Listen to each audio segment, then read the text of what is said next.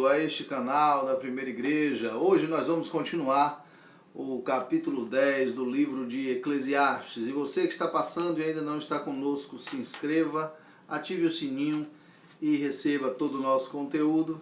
Você que já está aqui, dê o seu like ou o seu dislike, para que possamos receber o seu feedback e para que possamos aprender mais com aquilo que você quer nos dizer.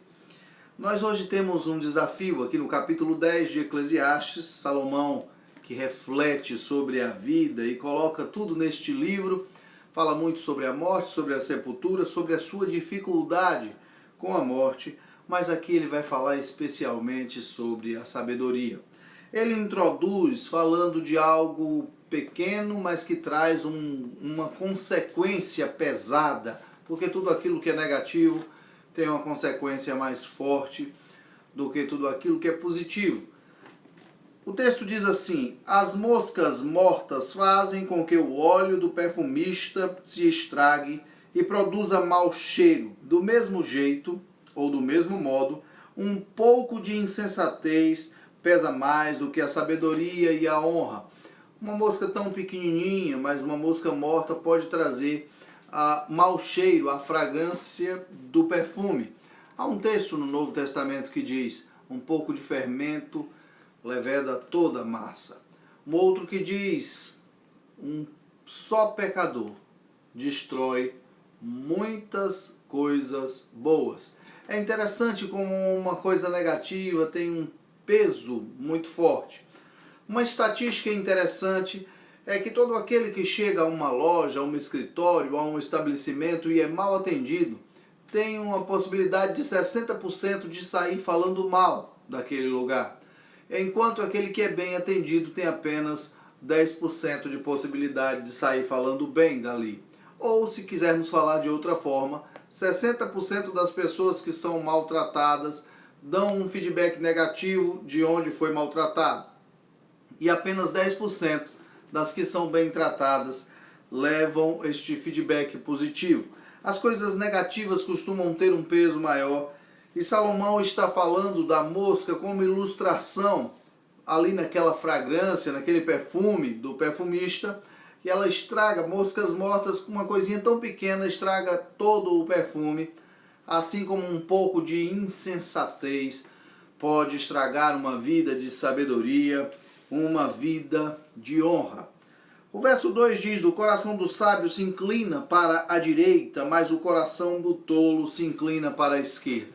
Interessante que esta palavra direita aqui pode ser traduzido como poder, como força. Há uma versão que traduz: o coração do sábio se inclina para a mão direita, porque a maioria das pessoas são destras, e essas pessoas, todo destro, tem uma habilidade maior na mão direita. E como a grande maioria é destro, a mão esquerda não tem tanta habilidade, apesar de que, quando a pessoa é canhota, a habilidade costuma ser muito maior. Os que jogam futebol sabem como aqueles que batem com a perna esquerda e que jogam com a perna esquerda jogam muito bem. Mas isso não é a hegemonia, isso não é a maioria. A maioria escreve com a mão direita, então a mão direita tem mais força, tem mais poder, tem mais habilidade.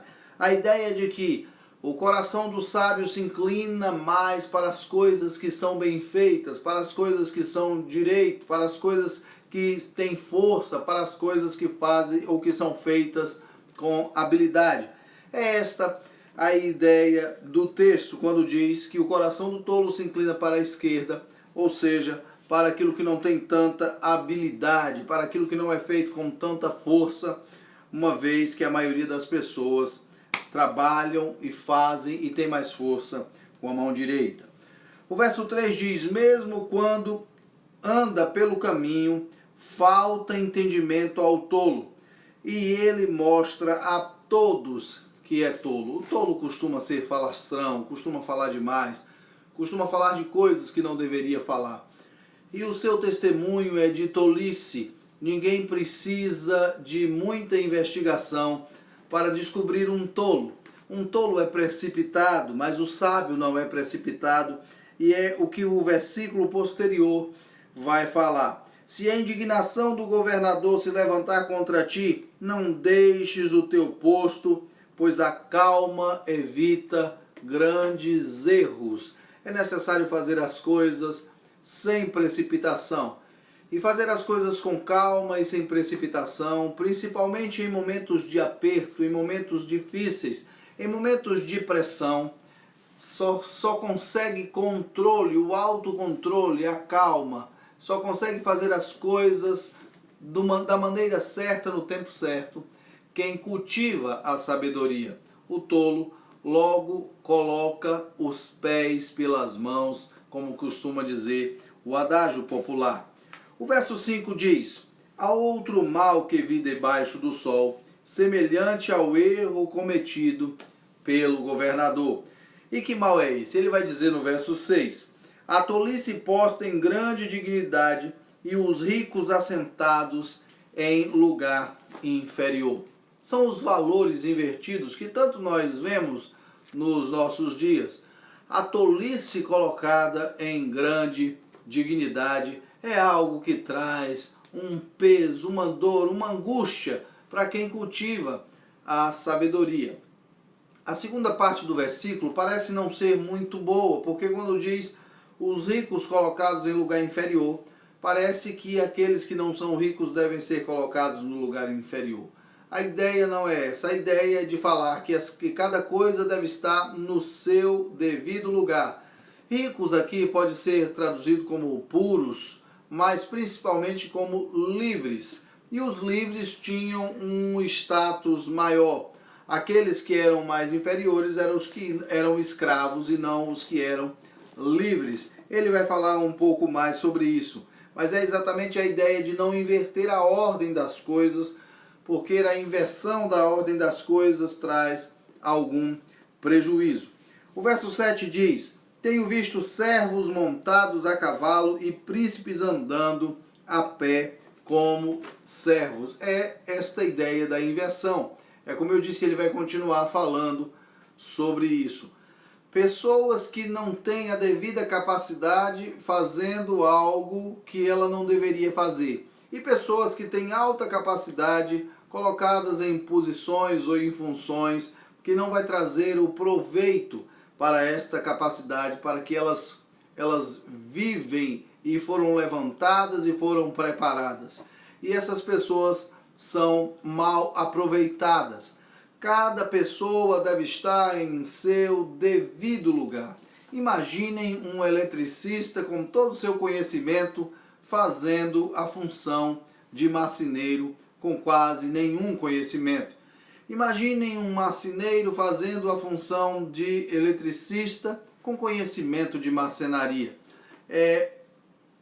São pessoas colocadas nos lugares errados, pessoas que são preparadas para uma função, mas exercem uma função diferente. Principalmente que quando há uma ideia de função superior e aquele que tem preparo para a função superior executa funções inferiores, isso vai causar um peso muito grande emocional, psicológico e quem sabe até espiritual. O verso 7 foi o que acabamos de falar, e o verso 8 diz: quem abre uma cova cairá nela, e quem derrubar um muro, uma cobra o morderá. O texto está nos ensinando que é necessário observar a consequência das coisas. Aquele que abre um buraco tem que ter cuidado, pois abrir um buraco há uma possibilidade grande de cair nesse buraco. Os muros são colocados para proteção, os muros são colocados para evitar que os animais se aproximem. Então aquele que derruba o muro vai dar abertura para que uma cobra possa penetrar e quem sabe será picado por esta cobra. É necessário fazer as coisas medindo as consequências que essas coisas trazem. E ele começa falando sobre isso exatamente, que a insensatez pode derrubar uma vida de sabedoria e de honra.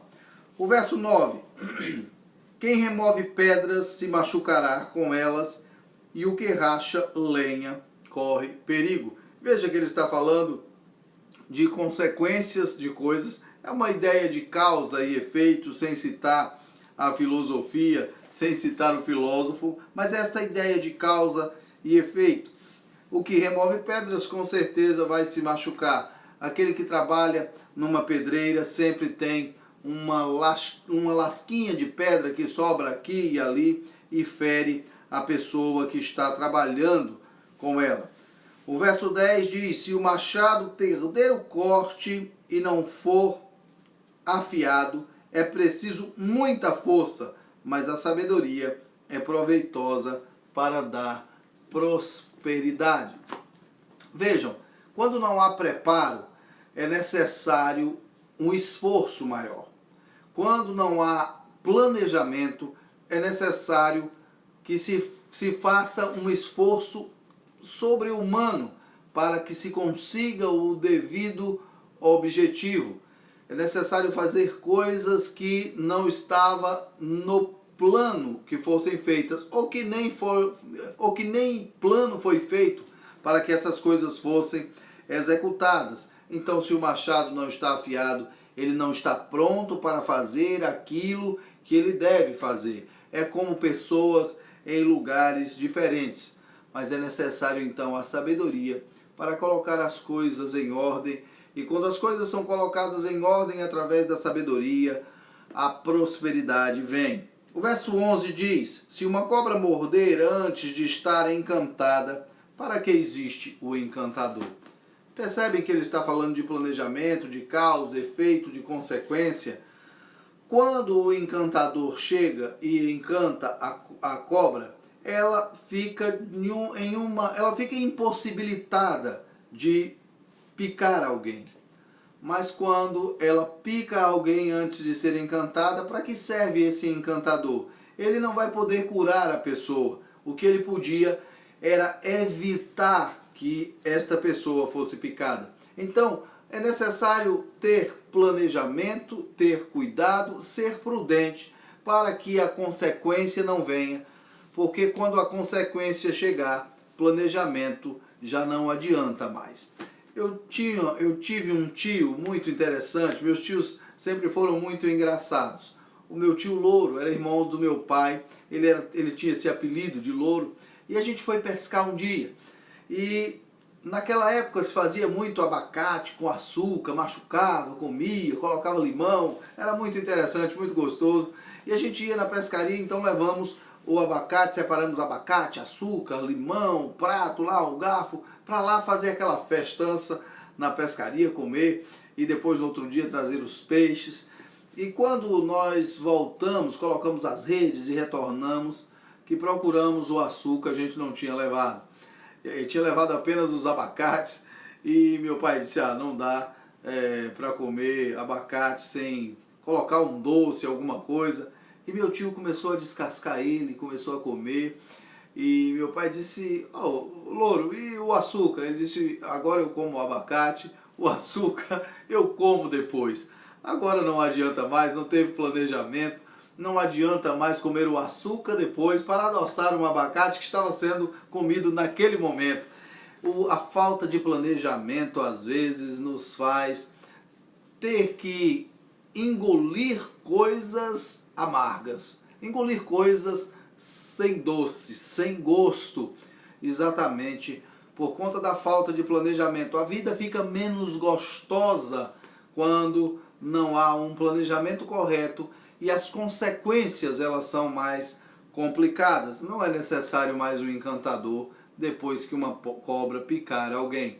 O encantador, a ideia do encantador no texto é de que esta cobra ficasse ali impossibilitada de picar alguém. E agora, como o encantador vai fazer para curar, se a função dele é encantar?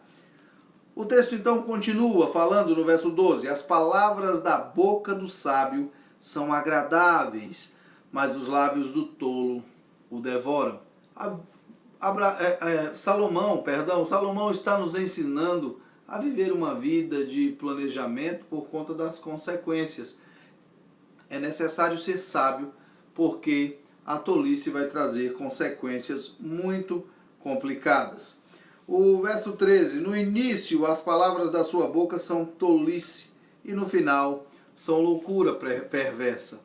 A tolice traz um prejuízo muito grande àquele que a possui, enquanto a sabedoria traz uma consequência positiva, boa, algo muito gostoso, uma vida com um gosto diferente, uma vida com um gosto correto, fazendo aquilo que é necessário e vivendo da forma que é necessário viver. O verso 14 diz: o tolo multiplica as palavras, porém ninguém sabe o que está por vir. Quem poderá fazer ou quem poderá dizer o que acontecerá depois dele? Percebem que a tolice não traz planejamento, por isso não sabe quais são os passos posteriores e sai soltando palavras ao vento, enquanto a sabedoria planeja, sabe qual o primeiro, o segundo, o terceiro, até o último passo, sabe o que virá depois, sabe o que espera, enquanto a tolice faz as coisas chegarem de uma forma, faz chegar a surpresa, e a surpresa quase sempre desagradável. A tolice é ruim, a sabedoria é boa, e ele está nos ensinando a viver com sabedoria. O trabalho do tolo o deixa tão exausto que ele não consegue ir à cidade. O verso 16: ó terra, ai de ti, quando o teu rei é inexperiente e quando os teus príncipes banqueteiam pela manhã. A preguiça toma o coração do tolo, mas quando ele é trabalhador e não planeja, ele se cansa com aquilo que ele faz por falta do planejamento.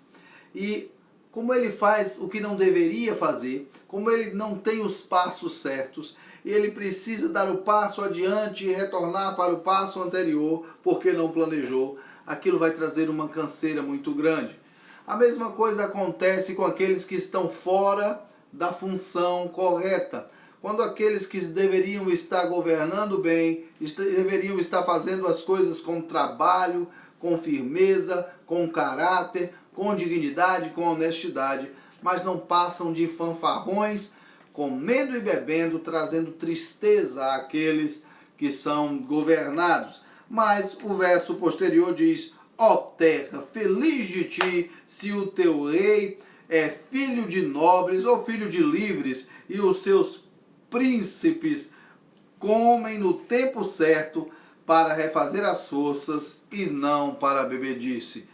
As coisas feitas na hora certa e do jeito certo podem ser chamadas de bem. As coisas feitas de uma forma errada, na hora errada, é a distorção do bem e pode ser chamado de mal. O verso 18: o teto desmorona por causa da preguiça, a casa tem goteira por causa da lerdeza das mãos. Muitas vezes a falta de planejamento vem exatamente por conta da preguiça, e quem come o pão da preguiça vai sofrer as consequências disso.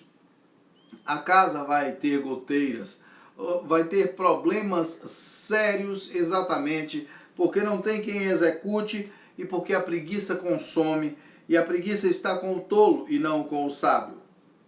O 19: o banquete traz diversão e o vinho alegra a vida, mas o dinheiro consegue tudo, ou o dinheiro atende a tudo, como em outras versões. Isso aqui são as coisas que a vida traz e que nem sempre devem ser tão valorizadas, mas às vezes são super valorizadas. O verso 20 diz assim: não amaldiçoes o rei, nem mesmo em pensamento, nem amaldiçoes o livre em teu quarto, ou o rico em teu quarto, porque as aves dos céus levarão as palavras, e uma criatura alada poderá espalhar o que dissestes. Tenha cuidado com aquilo que você valoriza, mas também tenha cuidado com aquilo que você desvaloriza.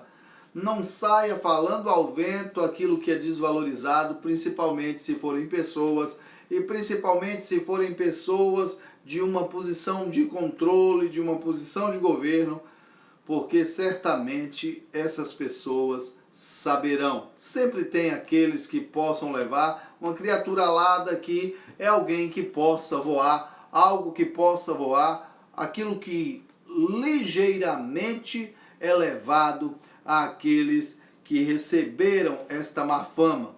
Tenha cuidado, não se apresse a falar coisas com a sua boca, não se apresse a falar mal de ninguém, busque não falar mal de ninguém, a não ser que queira que esta pessoa saiba, porque se você fala mal do rei, certamente ele saberá. Se fala mal do livre, certamente saberá. E provavelmente você precisará de ambos, a não ser que eles sejam, como diz o verso 16, um rei que é inexperiente e que banqueteia-se e vive de farras em farras, sem fazer aquilo que é correto, trazendo consequências negativas para os seus governados. Você que hoje ouviu este capítulo 10 de Salomão, compreenda que coisas negativas trazem consequências terríveis. Compreenda que uma vida sem planejamento é uma vida de retrabalho, é necessário refazer as coisas.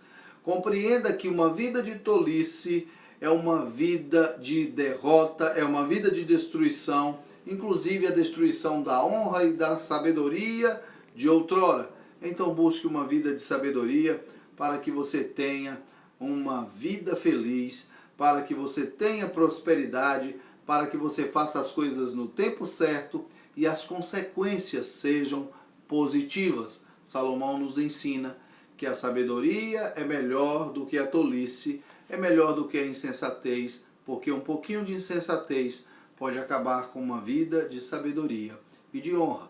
Deus abençoe sua vida. Espero ter ajudado nesta aplicação. Espero ter incentivado você a planejar a vida de uma forma que as consequências sejam boas. Deus abençoe e até a próxima, se Deus quiser.